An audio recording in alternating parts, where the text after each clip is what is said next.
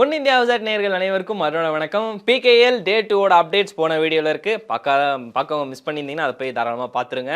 So அது போக வந்து பார்த்தீங்கன்னா இப்போது அன்சோல்டு லிஸ்ட் முழுக்க முழுக்க யார் நிறைய ஷாக்கிங் சீரீஸாக. ஏன்னா ஒரு சில பிகேஎல் லெஜண்ட்ஸ்லாம் இருப்பாங்க. இவங்கெல்லாம் வந்து பார்த்தீங்கன்னா அப்போ நம்ம கபடி அந்த பிகேஎல் 1லேருந்து பார்க்க ஆரம்பித்தோம், 2லேருந்து பார்க்க ஆரம்பிச்சிருக்காங்க, 3லேருந்து பார்க்க ஆரம்பிச்சிருக்காங்க, தமிழ் தலைவாஸ்க்காக பார்க்க ஆரம்பிச்சிருக்காங்க. அப்படின்றதெல்லாம் எடுத்து பார்த்தோம்னா இல்லை பட்னாக்காக பார்க்க ஆரம்பிச்சவங்க இருக்காங்க, பர்தீப் நர்வாலுக்காக பார்க்க ஆரம்பிச்சிருக்காங்க. இப்பெல்லாம் நிறைய பேருக்கு போகும்போது அப்போ இருந்த பிளேயர்கள்லாம் வந்து இப்போ இதுக்கு அடுத்து இல்லை அப்படின்றப்ப வந்து எனக்கு அப்படியே இந்த நம்ம ஒரு மீம் ஒன்று வருமே, நமக்கு தான் வயசாகுன்னு நினச்சோம், அதெல்லாம் கிடையாது, நம்ம அம்மா அப்பாவுக்கு தான் வயசாகுது அப்படின்ற மாதிரி. உண்மையிலே நமக்கு ஏஜ் ஆகிட்டே போதா இல்லை நம்மளோட முன்னாடி ஆடின நம்ம வீரர்களுக்கு வந்து அவங்க ஃபார்ம் அவுட் ஆகுறாங்களா அப்படின்ற மாதிரி தோணுது எனக்கு. ஏன்னா அந்த மாதிரி நிறைய பிளேயர்கள் நமக்கு பிடிச்ச ஃபேவரட்டான ஒரு சில பிளேயர்கள் வந்து அப்படியே இப்போ சோல்ட் அவுட் ஆகாமல் எல்லாருமே வந்து முழுக்க முழுக்க என்ன சொல்கிறது வெளியே போயிட்டாங்க. அதில் முக்கியமான ஆள் வந்து பார்த்தீங்கன்னா ராகுல் சௌத்ரி வந்து பார்த்தீங்கன்னா எப்படி கிரிக்கெட்டில் வந்து மேக்ஸ்வெலுக்கு வந்து இந்த பிக் ஷோன்னு சொல்லுவாங்களோ, ராகுல் சௌத்ரிக்கு வந்து ஒன் மேன் ஷோன்னு சொல்லுவாங்க. ஏன்னா நிறைய மேட்ச் வந்து ஒன் மேனாக நின்று முடிச்சு கொடுத்துருக்காப்புல. எனக்கு தெரிஞ்ச அகெயின்ஸ்ட் தமிழ் தலைவாஸ் வந்து ஒரு சூப்பர் 10 அடிப்பாப்புல. தொடர்ச்சியாக 3 ரைடு வந்து 2-2 அப்புறம் 3 புள்ளிகள் எடுப்பாப்புல. ஸோ அதெல்லாம் பார்க்குறதுக்கு அந்த மாதிரி ஒரு அஜய் தாக்கூர் டைமில் அதெல்லாம் மாசான ஒரு இதாக இருந்தது. ஸோ அப்படிலாம் இருந்த மனுஷன் வந்து இப்போது அன்சோல்ட் ஆகிட்டு ரிட்டையர்மெண்ட் கொடுத்தாரு அப்படின்றப்போ சீரியஸாக ரொம்ப ஷாக்காக. ஆக்சுவலாக அவர் முன்னாடியே சொன்னதான், இந்த பிகேஎல் ஆக்ஷனில் வந்து என்னை எடுத்தாங்கன்னா நான் பிகேஎல் ஆடுவேன், இல்லாட்டி நான் ரிட்டையர் தான், பிகேஎல்ல டொமஸ்டிக் ஆடுவேன் அப்படின்ற மாதிரி சொல்லியிருக்காரு. டொமஸ்டிக் எங்கெங்க டெலிகாஸ்ட் பண்ண போகிறாங்க அப்படின்ற மாதிரி இருக்குது. ஏதாவது ஒரு யூடியூப் சேனல்லேருந்து லைவ் ஸ்ட்ரீமிங் போட்டால் தான் உண்டு அந்த மாதிரி பார்த்து. சரி ஓகே, ராகுல் சௌத்ரி மட்டுமா அப்படின்னு சொல்லிட்டு பார்த்தீங்கன்னா நம்மக்கிட்ட ஒரு பட்டியல் இருக்குது. ஒரு 110 பிளேயர்களுக்கு மேலே தான் வந்து பார்த்தீங்கன்னா ஒட்டுமொத்தமாக சோல்டு ஆயிருக்கிறாங்க இந்த வருஷம் ஆக்ஷனில். கிட்டத்தட்ட 400-500 பேருக்கு மேலே வந்து அன்சோல்டாக போயிருக்கிறாங்க. எல்லா லிஸ்ட்டையும் எடுத்து ஒரு வீடியோவாக போகிறதுன்னு ரொம்ப சிரமமான விஷயம். ஸோ அதில் வந்து முக்கியமான பிளேயர்களும் நமக்கு பரிச்சயமான பிளேயர்களுமே நிறைய பேர் இருக்கிறாங்க. அவங்கள பற்றி தான் முழுக்க இப்போ பார்க்க போகிறோம். முதல் ஆளே வந்து விஸ்வாந்த் வந்து ஒரு நல்ல பிளேயரு, பட் ஒன்றும் சொல்ல முடியலைங்க. ஏன்னா அன்சோல்ட் ஆனதுக்கு என்ன ஒரு காரணம் அப்படின்னு கேட்டிங்கன்னா அது அந்த ஃப்ரான்சைஸ் தான் குறை சொல்கிற மாதிரி இருக்கும். ரெண்டாவது இவர் வந்து பார்த்தீங்கன்னா ஜெய்ப்பூர் பிங்க் பேந்தர்ஸில் இருந்திருக்காப்புல. முக்கியமாக இந்தியன் கபடி டீமுக்கு ஒரு மிகப்பெரிய ஒரு கேப்டனு. அது போக பார்த்தீங்கன்னா இவரோட தலைமையில் சூப்பராக ஆடி இருக்காங்க இந்தியா. ஒன்றும் இல்லை, நம்ம தீபக் நிவாஸ் சூடா தான் தரமான ஒரு ஆல்ரவுண்டரு. இவருக்கு ஒரு இன்ஜுரி ஒரு பார்ட்டு, அது போக அங்கங்கே கொஞ்சம் ஃபார்ம் அவுட் வேறு ஆகுறாப்புல. ஸோ அந்த ஒரு காரணத்தினால வந்து மேபி ஒரு எப்படி சொல்கிறது ஒரு அன்சோல்டாக போயிருந்துக்கலாம்ன்ற மாதிரி ஒன்று எனக்கு தோணுது. சந்தீப் நர்வால் நிறையா பேரோட ஒரு சூப்பரான ஒரு ஃபேவரட் பிளேயர், எனக்கும் ரொம்ப பிடிக்கும். ஏன்னா இவரும் இன்னொருத்தர் காம்போவுமே சேர்ந்துச்சு அப்படின்னா அடி துவம்சம் பண்ணிடுவாங்க.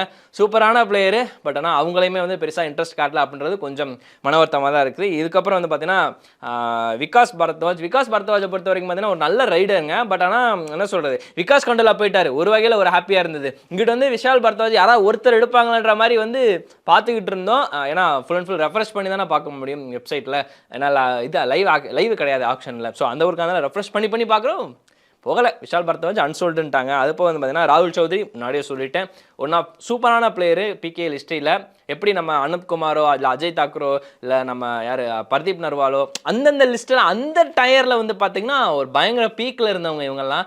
இப்போ இவங்க அதுக்கு அடுத்து இல்லைன்றப்போ வருத்தமாக இருக்குது.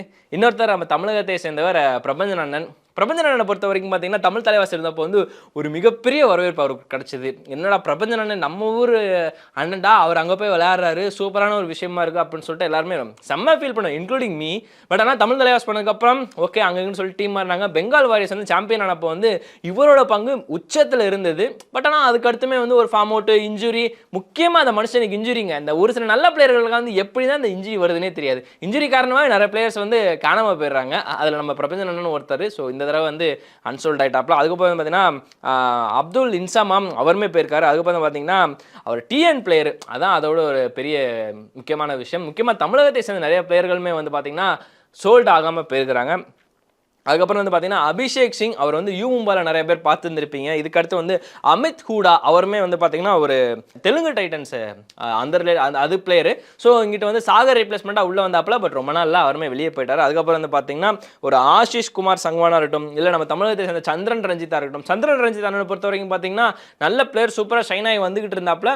பட் ஸ்டில் அங்கங்கே அவருக்கும் கொஞ்சம் இன்ஜுரி. அது போக வந்து பார்த்தீங்கன்னா நடுவில் கொஞ்சம் ஃபார்ம் அவுட் ஆகிட்டார். ஸோ அந்த ஒரு காரணத்தினால வந்து பிகேல இந்த ஆக்ஷனில் அவ்வளோ பெருசாக யாருமே இன்ட்ரெஸ்ட் காட்டல. பட் ஹோப் இருந்தது லாஸ்ட் ரவுண்டாக செட் ரவுண்டாக அந்த ஃபயர் ரவுண்ட் ரேபிட் ரவுண்ட் சொல்லுவாங்க, அதில் எப்படி எடுத்துருவாங்கன்னு பார்த்தோம். பட் யாருமே இன்ட்ரெஸ்ட் காட்டல. அது ஒன்றுமே பண்ண முடியாது. அது வந்து பார்த்தீங்கன்னா ஜிபி மோர் நம்ம நிறைய பேர் நீங்கள் அதை பார்த்துருந்துருப்பீங்க. மகேந்திரா கணேஷ் ராஜ்பூட் அவருமே வந்து ஒரு நல்ல டேலண்டடான பிளேயரு.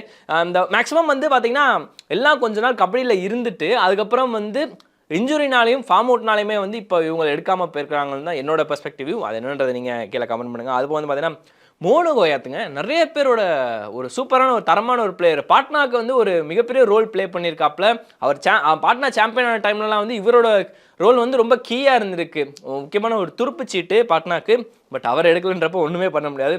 நிதின் தோமார் எத்தனை பேருக்கு தெரியும், புனேரி பல்டனில் இருந்திருக்காப்புல. ஸோ புனேரி பல்டன் வந்து ஃபசல் அட்ராச்சலி இங்கிட்டு இருந்தார் அப்படின்னா இங்கிட்ட வந்து ஒரு புனேரி பல்டன் இருந்தப்போ வந்து சும்மா செம்மையாக அதிர்ச்சி லைனப்பு. இவங்க ரெண்டு பேரும் ஒரு ஆளான்னு நிறைய மேட்ச்லாம் வந்து முடிச்சு கொடுப்பாங்க, காப்பாற்றி கொடுப்பாங்க.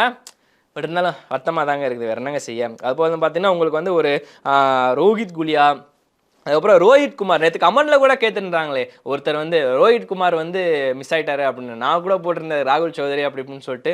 எஸ், ரோஹித் குமார் பெங்களூரோட தரமான ஒரு கேப்டன். பவன் ஷராவத் இவருக்கு தலைமை கீழே விளையாண்டு நல்லா ரைஸ் ஆனாப்பில். பட் இவரை விட்டுட்டாங்க அப்படின்றதான் சொல்ல மாதிரி இருக்குது. அதுபோல் சச்சின் நர்வால், சச்சின் சந்திரசேகர் நம்ம அண்ணன் தான். ஸோ அவருமே வந்து மிஸ் ஆகிட்டார் இன்ஜுரினால. முழுக்க சீசன் அப்படி அது வேறு இருந்தது. சந்தீப் கண்டோலா ஒரு தரமான ஒரு பிளேயரு. அதுப்போ வந்து பார்த்தீங்கன்னா உங்களுக்கு வந்து ஒரு ஆல்ரவுண்டர் சந்தீப் நர்வால். அவர் முன்னாடியே சொல்லியாச்சு, அவருக்குமே ஒன்றுமே பண்ண முடியாதுங்க. இப்படி ஒருத்தவங்களுமே நல்ல நல்ல பிளேயர்களாக இருந்து எல்லாருமே இன்ஜுரினாலே வெளியே போனாங்கன்னா என்னங்க பண்ணுறது அப்படின்ற மாதிரி இருக்குது. நம்ம சாந்தாப்பன செல்வம் அண்ணன் அவருமே வந்து பார்த்தீங்கன்னா தமிழ் தலைவாசில் கொஞ்ச நாளைக்கு இருந்தாங்க. தமிழ் தலைவாஸ் அந்த அஜய் தாக்கூர் தலைமையில் எப்போ விளையாண்டுட்டு இருந்தாலும் அந்த மாதிரி டைம்லலாம் இருந்தார்.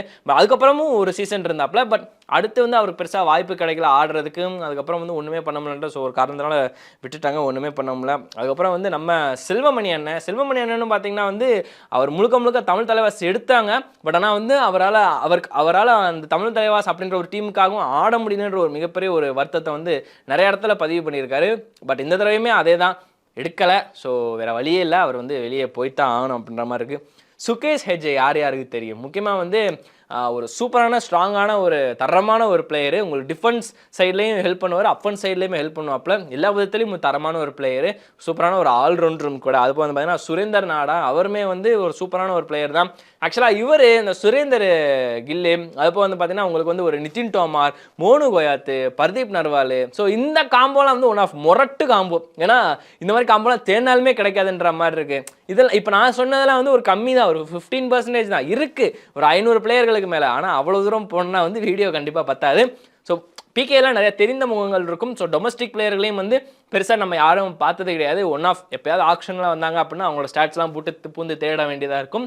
அப்படி தான் வந்து இப்போ வரைக்கும் போயிட்டு இருக்குது. ஸோ என்னைக்கு டொமஸ்டிக்லாம் வந்து காமிக்கிறாங்களோ அப்போ தான் வந்து இவங்க சூப்பராக ஆடுறாங்க, இவங்க பயங்கரமாக ஆடுறாங்க அப்படின்ற மாதிரியுமே வந்து நம்ம பார்த்து தெரிஞ்சுக்க முடியும், இன்க்ளூடிங் மீ ஆல்சோ.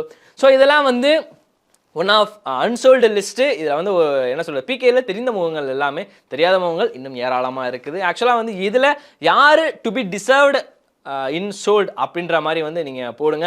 நான் வந்து கண்டிப்பாக நிதின் தோமாருக்கும் மோனு கோயாத்துக்கும் போவேன். அது போக வந்து பார்த்தீங்கன்னா ராகுல் சௌதரி கண்டிப்பாக போவேங்க. ஏன்னா அனுப்குமார் அப்படின்ற ஒரு அந்த கேட்டகரி லிஸ்ட்டு அவங்களாம் இருந்தப்போ வந்து பார்த்தீங்கன்னா தரமான ஒரு பிளேயரு. பட் அவங்க வந்து இப்போது இல்லை அப்படின்றப்போ வந்து கொஞ்சம் வருத்தமாக தான் இருக்குது. மேபி நமக்கு தான் வயசாகிடுச்சா இல்லை அவங்களுக்கு வயசாகிடுச்சான்னு தெரில. இட்ஸ் ஓகே, நன்னாதர் தான், ஒன்றுமே பண்ண முடியாது. ஓகே, உங்கள் கமெண்ட்ஸ்லாம் கீழே கமெண்ட் பண்ணுங்கள். இதுக்கப்புறம் வந்து அடுத்தடுத்த டீம் ரிவ்யூவில் வந்து இந்த அருண் உங்களை சந்திக்கிறேன். அன்டில் தென் வணக்கம்.